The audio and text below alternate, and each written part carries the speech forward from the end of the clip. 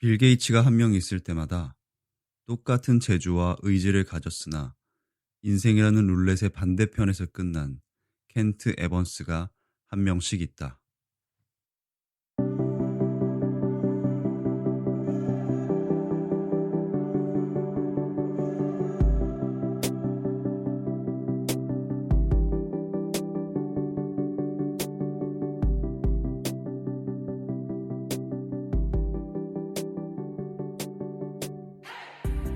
네, 안녕하세요. 밀레니얼 책방입니다. 네, 오늘 제가 소개해드릴 책은 돈의 심리학이라는 책입니다. 네, 저자는 모건 하우절이라는 분인데요. 이분은 전 월스트리트 저널 기자 출신이고요. 현재는 미국 최고의 경제 매거진이자 팟캐스트 칼럼니스트로 활동하고 계시다고 합니다. 이분 이력을 보니까 이 한국에도 보면 이진우 기자님이 저는 생각이 났어요.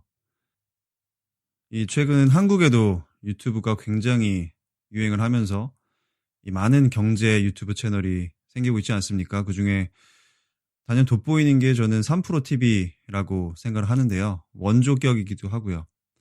그래서 최근에는 뭐 김동완 소장님이라든가 이분 뭐 카카오 그 주식은 오늘도 개미는 뚠뚠 뭐 딘딘이랑 노홍철 나오는 것도 나오고 계시고 뭐 존리 이분도 뭐 저번에 보니까 유재석이랑 조세호 씨 나오는 그 유퀴즈에도 나오시더라고요.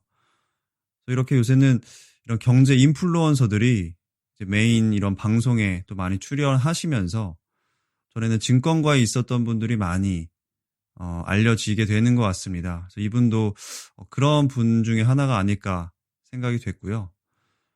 먼저는 기자 출신답게 이분은 진짜 글을 잘 쓰시는 것 같아요. 뭐 제가 비록 영어 원문을 읽어보지는 못했지만 굉장히 매끄럽게 잘 읽히고 단숨에 그래서 읽었습니다.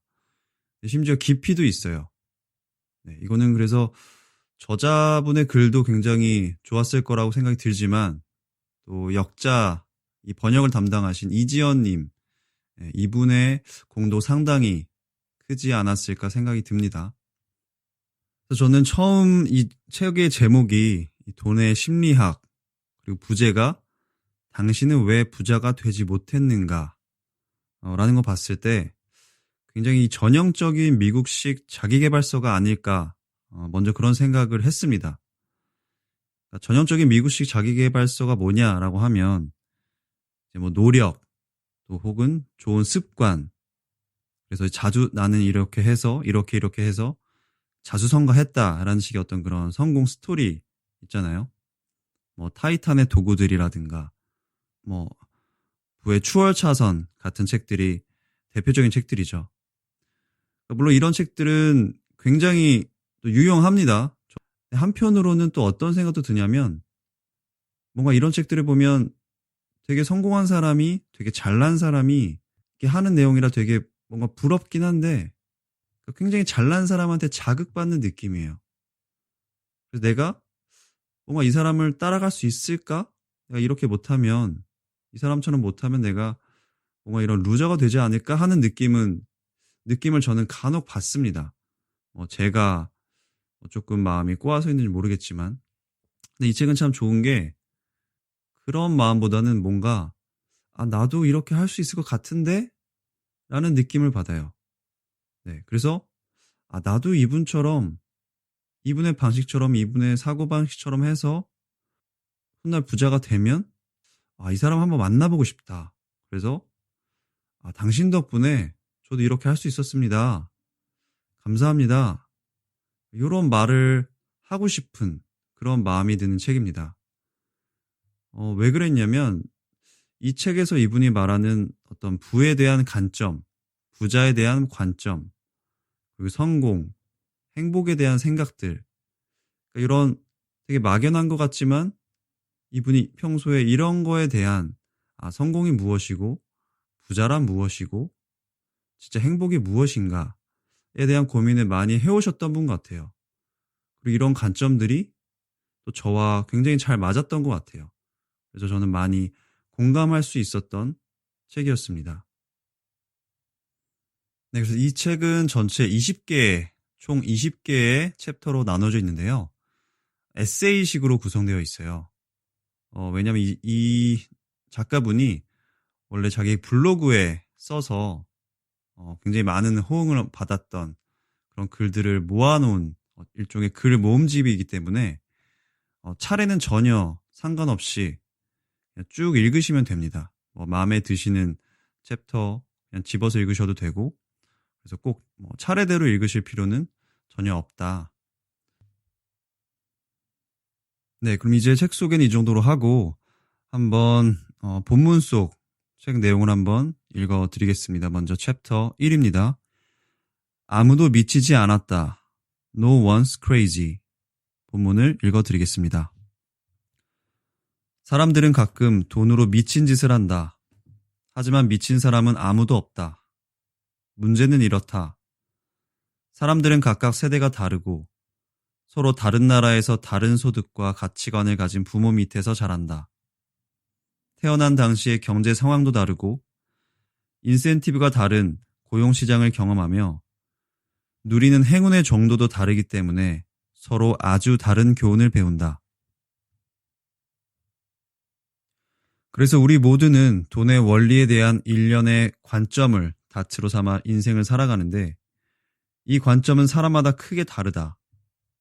당신한테는 미친 짓처럼 보이는 일이 나에게는 이해가 되는 일일 수도 있다.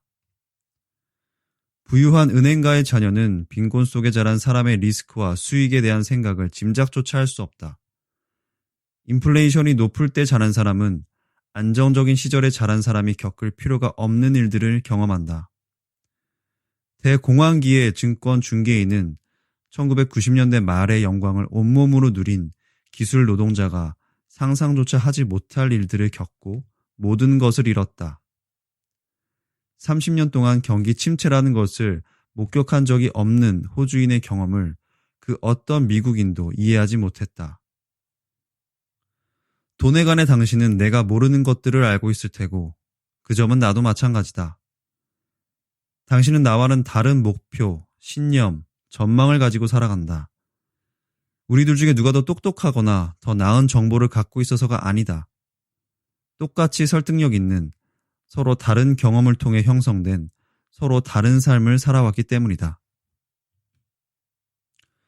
주식을 예로 들어보자. 1970년에 태어난 사람의 경우에는 10대와 20대를 지나는 동안 S&P 500 지수가 물가 상승률을 감안해도 거의 10배가 뛰었다. 놀랄 만한 수익률이다. 1950년에 태어난 사람의 경우에는 10대와 20대 기간의 물가 상승률을 감안했을 때 시장이 말 그대로 지지부진이었다. 태어난 해에 따라 나뉘는 이 두 집단은 주식시장의 원리에 대해 전혀 다른 관점을 가지고 평생을 살아간다. 인플레이션을 생각해도 마찬가지다. 1960년대 미국에서 태어난 사람은 10대와 20대를 거치는 동안 물가가 3배 이상 뛰었다. 엄청난 상승이다. 주유소 앞에 늘어선 차량 행렬과 월급을 받는 줄이 이전보다 훨씬 짧았던 것을 기억한다. 그러나 1990년에 태어났다면 평생 물가 상승률이 워낙 낮았기 때문에 그런 것은 생각조차 해본 적이 없을 것이다. 자, 챕터 2의 제목은 Luck and Risk입니다. 즉, 행운과 리스크. 어디까지가 행운이고 어디서부터가 리스크일까에 대한 내용인데요. 여기에는 마이크로소프트의 창업자인 빌 게이츠와 그의 중학교 동창생 켄트 에번스가 등장합니다. 본문 내용을 읽어드리겠습니다. 빌 게이츠는 컴퓨터가 있는 중등학교에 다녔는데 당시에 이런 학교는 전 세계에 몇 되지 않았다. 시애틀 외곽에 있는 레이크사이드 중등학교에 컴퓨터가 생긴 과정도 놀랍다. 이 학교의 교사였던 빌 두걸은 원래 2차 세계대전 당시 해군 조종사였으나 고등학교 수학 및 과학 선생님이 되었다. 빌 게이츠의 동창이자 마이크로소프트를 공동 설립한 고 폴 앨런은 그 시절을 이렇게 회상한다. 선생님은 세상 경험 없이 책으로 공부하는 것으로는 충분하지 않다고 생각하셨다.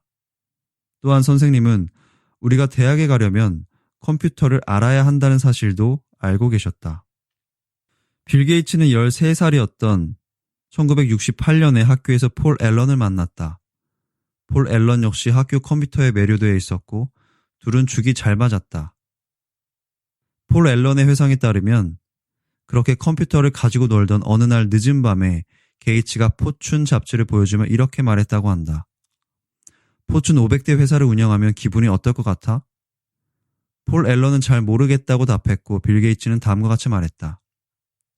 언젠가 우리도 컴퓨터 회사를 갖게 될 거야. 마이크로소프트의 시장 가치는 현재 1조 달러가 넘는다. 간단히 계산을 해보자. 유엔에 따르면 1968년 당시 전 세계에는 대략 3억 3천만 명의 중등학교 연령의 인구가 있었다. 그중 미국에 살던 사람은 1,800만 명이고 여기에서 워싱턴주에 살던 사람은 27만 명이다. 또한 이 중에 시애틀 인근에 살던 사람은 10만 명이 조금 넘고 레이크사이드 중등학교에 다니던 사람은 겨우 300명 정도였다. 3억 3천만 명으로 시작해 300명으로 끝난다. 중등학교 연령대 인구 100만 명 중 1명은 컴퓨터를 살 만한 현금과 선견 지명을 갖춘 고등학교에 다닌 셈이다. 그리고 우연히도 빌 게이츠는 그 300명 중 1명이었다. 이게 무슨 의미인지에 대해서는 빌 게이츠도 숨길 생각이 없다. 만약 레이크사이드 중등학교가 없었다면 마이크로소프트도 없었을 겁니다. 2005년 이 학교 졸업생들에게 빌 게이츠가 한 말이다. 이번에는 빌 게이츠의 친구 켄트 에번스에 관해 이야기해보자. 켄트 역시 폴 앨런처럼 빌 게이츠와 똑같은 힘과 똑같은 강도로 형제지간 같은 사이였다.